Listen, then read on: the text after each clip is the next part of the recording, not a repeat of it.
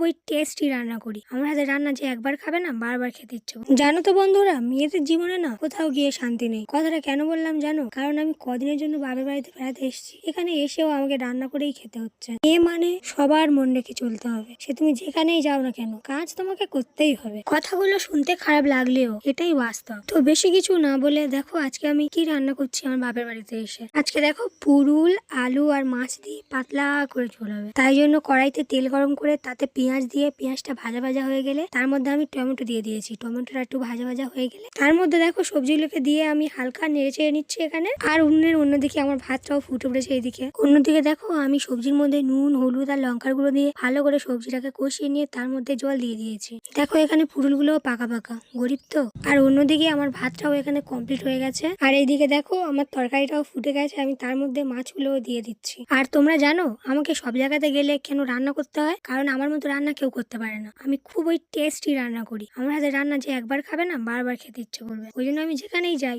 আমাকে সেই রান্না করতেই হয়। আমাকে সবাই আমার হাতে রান্না খেতে পছন্দ করে, আমি কি আর করবো, সব জায়গাতে গিয়ে তাই রান্নাই করি। অন্যদিকে দেখো আমার ভাতটাকে আমি ফ্যান গালতে দিয়ে দিয়েছি। আর এখানে তরকারির মধ্যে আমি জিরের গুঁড়ো দিয়েছি, দিয়ে একটু ফুটিয়ে সেটাকে লাভিয়ে নিয়েছি সুন্দর করে গামলার মধ্যে। আজকে এই পর্যন্তই ভিডিওটা। Tata, bye bye.